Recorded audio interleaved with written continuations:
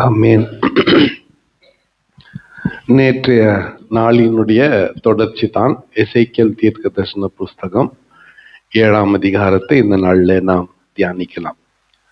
மறுபடியுமாக கர்த்தருடைய வார்த்தை எசேக்கியேலுக்கு உண்டாக்கி, மனுபுத்திரனே, இஸ்ரவேல் தேசத்தை குறித்து கர்த்தராகிய ஆண்டவர் சொல்லுகிறார். நேற்றைய தினத்திலே இஸ்ரவேலின் பர்வதங்களுக்கு விரோதமாக சொல்லப்பட்ட தீர்க்க தரிசனம். இன்னைக்கு இஸ்ரவேல் தேசத்துக்கே சரி, இவ்வளவு கொடூரமா இருக்குதே, இது நிலைமை என்ன நடந்துச்சா, நடக்க போதா? 99% நடந்துருச்சு, 100% நடந்துருச்சு. ஏற்கனவே இந்த நியாய தீர்ப்பு, இந்த கோபக்கினை இஸ்ரவேல் தேசத்தின் மீது வந்தாயிற்று.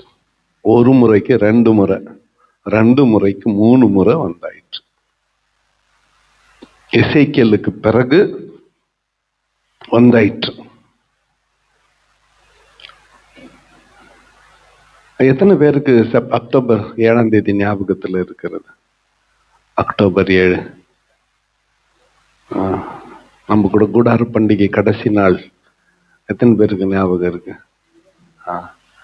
ஹமாஸ் தீவிரவாதிகள் கடைசி நாள் பண்டிகையின் போது 1500க்கும் அதிகமான யூதர்களை கொன்று குவித்த நாள். அந்த நாளில் நடந்தது இதோ இங்கே சொல்லப்பட்டது.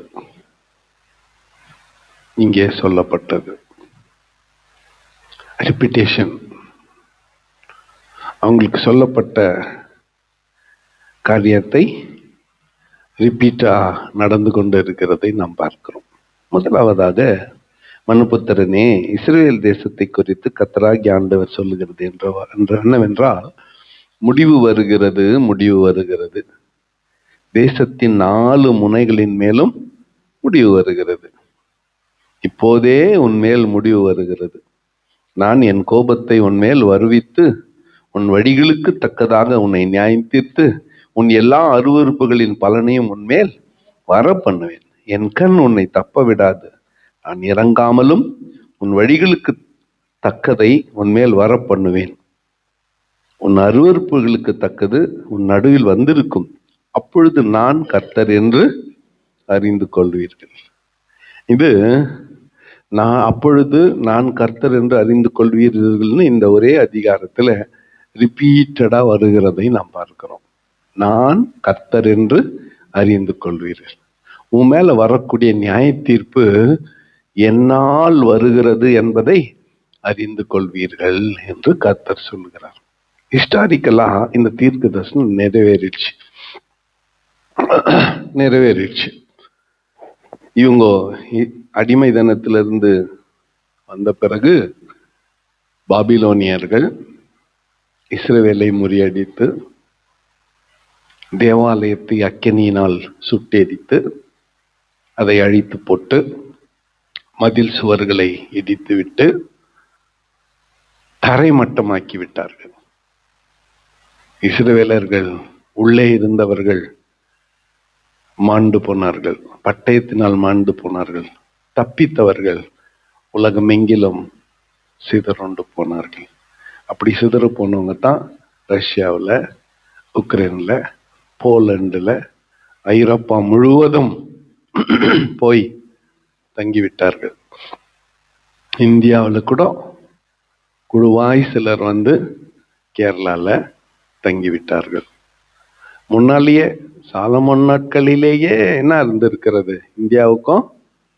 இந்தியாவுக்கும் இஸ்ரேலுக்கும் தொடர்பு இருந்தது. இன்னைக்கு நம்ம பிரைம் மினிஸ்டர் அங்க போய்க்கிறாரு, தெரியுமா? நம்ம பிரைம் மினிஸ்டர் அங்க போய்க்கிறார், இஸ்ரேலுக்கு போய்க்கிறார். என்னத்துக்கு? அவங்க கிட்ட விஞ்ஞானத்தை வாங்கிறதுக்கு, டு பை டெக்னாலஜி. அன்னைக்கு இவர்களுக்கு சுற்றி இருந்த தெய்வங்கள் விக்கிரகங்களாக இருந்தது. இன்னைக்கு உங்களுக்கு அவங்களுடைய கண்டுபிடிப்புகளே என்னவா இருக்குது? விக்கிரகங்களாய் இருக்கிறது. கண்டுபிடிப்புகளே விக்கிரகங்களாய் இருக்கிறது. பல கண்டுபிடிப்புகள், அதை பத்தி பேசுறதுக்கு நமக்கு நேரம் இல்லை. ஆனா கண்ணை மூடினே நம்ம கிட்ட பேசுறது யாருன்னு கண்டுபிடிக்கலாம், 200 பேர் வரையிலும் அப்படின்னு ஒரு டெக்னாலஜியை கண்டுபிடிச்சாங்க. இது யாருக்கு பிரயோஜனமா இருக்கும்? கண்ணு தெரியாதவங்களுக்கு பிரயோஜனமா இருக்கும். அதை மாட்டிக்கினா போதும். ஏற்கனவே ஒரு 200 பேர் வரலாம், 200 வாய்ஸஸ் அதில் ரெக்கார்ட் பண்ணலாம். நாங்கள் இஸ்ரேலுக்கு போனப்பவே பேரை பதிவு பண்ணிட்டா திரும்பி பேசுறப்போ அந்த கண்ணு தெரியாதவங்க பேசுறது பல நாளுன்னு சொல்ல முடியும். அதுக்கு அந்த மிஷின் உதவி செய்யுது, ஆளு கண்டுபிடிக்கிறதுக்கு. இப்போ இதை வச்சுக்கின்னு இந்த சிசிடிவி கேமரால கொலை கொள்ளை எல்லாம் ஆச்சு பாரு, அப்படிப்பட்டவர்களை கண்டுபிடிக்க அதே டெக்னாலஜியை போலீஸ் டிபார்ட்மெண்ட் பயன்படுத்த அது ஏதுவாய் இருந்தது. ஒரு உதாரணம் சொல்றேன் நான். அந்த நாட்டில் தண்ணி கிடையாது, அந்த நாட்டில் தண்ணீர் கிடையாது, ரொம்ப குறைவு தண்ணி, மழை ரொம்ப குறைவு. நம்ம ஏசி எதுக்கு போடுறோம்? ரூமை சில்லுன்னு வச்சுக்கிறதுக்கு போடுறோம். அவன் தண்ணி பிடிக்க போடுறான். ஏசி போட்டு அதுல என்ன பிடிக்கிறான் சொல்லுங்க? தண்ணி பிடிக்கிறான். ஆமா, தண்ணீர் எடுக்கிறதுக்கு எதை பயன்படுத்துறாங்க? ஏசியை பயன்படுத்துறாங்க. வீட்டுக்கு உள்ள ஏசி, வீட்டுக்கு வெளியே அதே ஏசியில உருவாகிற தண்ணி சொட்டு சொட்டா போய் எங்க ரொம்ப அது பியூரிஃபை பண்ணி குடிக்கிறதுக்கு அல்லது வீட்டு உபயோகத்திற்கு. இது அவங்களுக்கு விக்கிரகமாய் இன்றைக்கு இருக்கிறது. இன்னைக்கு அது அவர்களுடைய விக்கிரகம். இன்னைக்கும் 70% அவர்கள் இஸ்ரவேலர் இயேசுவை ஆண்டவர் என்று ஏற்றுக்கொள்ளவில்லை. ரபின்னு வரல, ஒன் ஆஃப் த ராபாய் அப்படின்றாங்க, அவர் போதகர்களில் ஒருவர் அப்படின்றாங்க. ஆண்டவராய் இன்றைக்கும் அவர்கள் ஏற்றுக்கொள்ளவில்லை. இங்க இந்த அதிகாரத்தில் சொல்லப்பட்டது அவர்களுக்கு நிறைவேறி கொண்டிருக்கிறது. 1 முறை 2 முறை 3 முறை. எதுவரையில நிறைவேறும்? மனம் திரும்புற வரையில நிறைவேறும். எதுவரையில இது நடந்து கொண்டிருக்கும்? மனம் திரும்புகிற வரையிலே நடந்து கொண்டிருக்கும். 3 இடத்துல குறைஞ்சது ஆண்டவர் நான் கர்த்தர் என்று, அப்பொழுது நான் கர்த்தர் என்று அறிந்து கொள்வீர்கள். 9ஆம் வசனத்தை எல்லாம் சேர்ந்து வாசிக்கலாம்.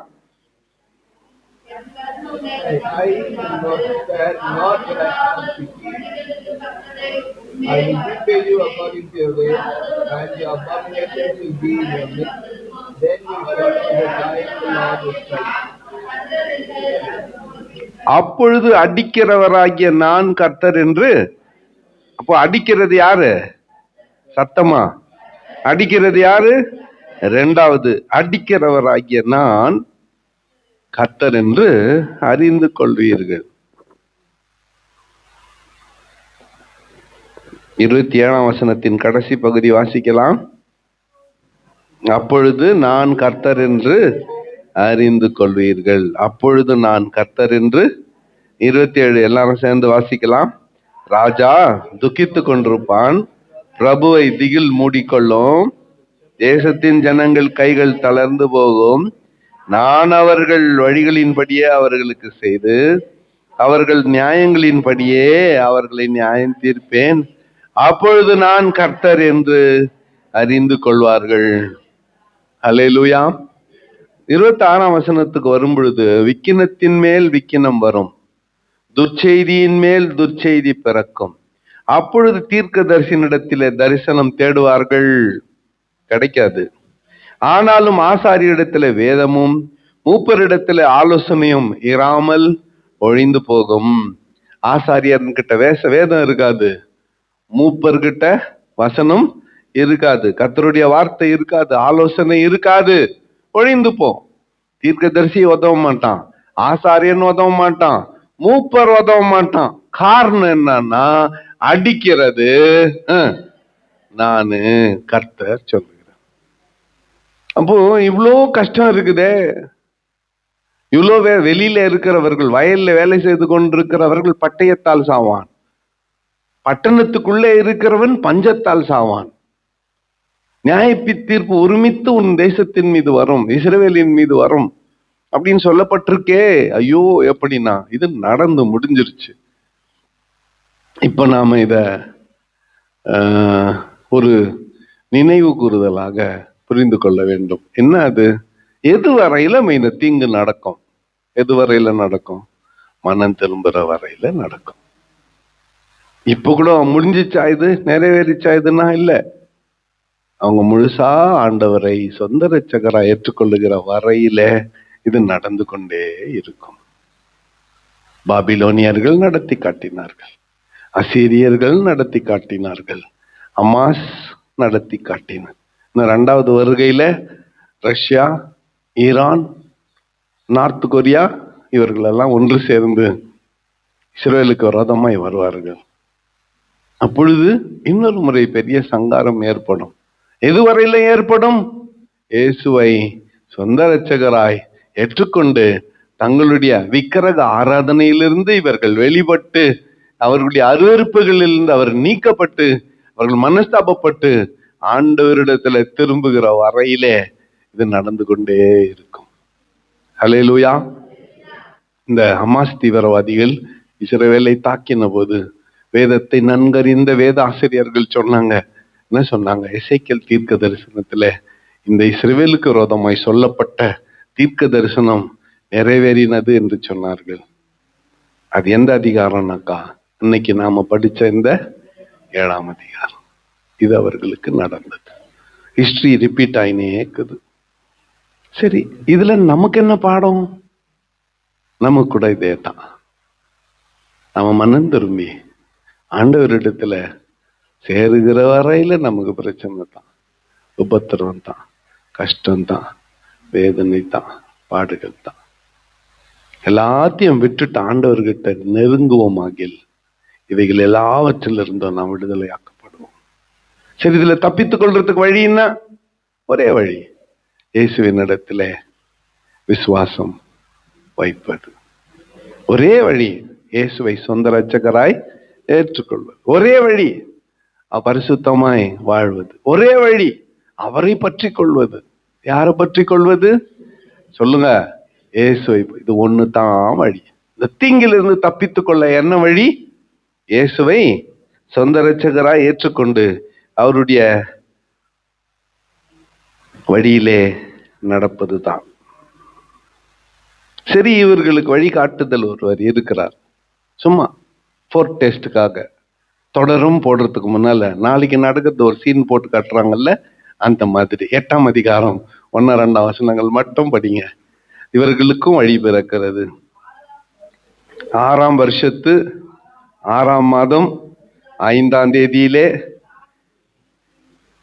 நான் என் வீட்டில் உட்கார்ந்து இருக்கிற போதும் யூதாவின் மூப்பர்கள் எனக்கு முன்பாக உட்கார்ந்து இருக்கிற போதும் கர்த்தராகிய ஆண்டவருடைய கரம் அங்கே என் மேல் அமர்ந்தது.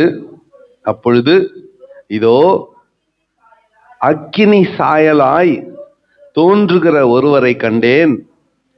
அவருடைய இடுப்புக்கு கீழெல்லாம் அக்கினியும், அவருடைய இடுப்புக்கு மேலெல்லாம் சொகுசாவையும் போல பிரகாசிக்கிற. இப்போ இப்படியெல்லாம் நடக்க போகுதுன்னு தீர்க்கதரிசி சொன்னார் பாரு. யூதா மனுஷரெல்லாம் பயந்து போய் யார்கிட்ட வந்துட்டாங்க? சொல்லுங்க. யூதாவின் மூப்பர்கள் யார்கிட்ட வந்துட்டுக்கிறாங்க? தீர்க்கதரிசி கிட்ட வந்துட்டுக்கிறாங்க. 6ஆம் வருஷம் 6ஆம் மாசம் 5ஆம் தேதியில வந்துட்டு இருக்கிறப்போ வந்தாரு ஒருத்தர். 2ஆம் வசனத்துல அவரை குறித்து சொல்லப்பட்டு, அவர் இடுப்புக்கு மேல கீழே அக்கினி தழல் நெருப்பு, அவர் இடுப்புக்கு மேல எரிஞ்சா வருது பிளேம்ஸ். விறகு எரியறப்போ உத்து பாத்தீங்கன்னா கறி கட்டை. விறகு எப்படி தெரியும்? எரியிற விறகு எப்படி தெரியும்? செகுப்பா தெரியும். அதுக்கு மேல ஒண்ணு இப்படி வருது, அது என்ன? புகை மாதிரியா? அடுப்பக்கம் போறீங்களா இல்லையா? வெறும் கொளுத்திக்கிறீங்களா இல்லையா? அதெல்லாம் கேஸுக்கு எல்லாம் எலக்ட்ரிக் ஸ்டவ் ஆளுங்க நீங்க, அதானே? வெறுகு கொளுத்துனா விறகு எப்படி தெரியும்? ரெட்டா தெரியும். மேல் நோக்கி ஒண்ணு வருது, என்னது? புகையா எரியுது, அதுக்கு பேர் சொல்லுங்க. சோத்தராண்டவரு, நான் உங்களுக்கு இலக்கணம் கிளாஸ் எடுக்கிறதா போயிச்சாரு. அது எரியுதே, தழல். அப்படிப்பட்டவர் ஒருவர் வருகிறார். அவர் வந்தா சூழ்நிலையே மாறிடும். அவர் வந்தா நம்முடைய சூழ்நிலையே மாறிடும். வர்றாரு அவரு, நாளைக்கு வராரு. தவறாம வந்து அவரை சந்திப்போம். கர்த்தர் தாமே இந்த வார்த்தைகளை ஆசீர்வதிப்பாராக. கண்களை மூடி நாம் ஜெபம் செய்வோம். ஆவியிலே ஏவப்பட்ட ஒருவர் சுருக்கமாய் ஜெபிக்கலாம்.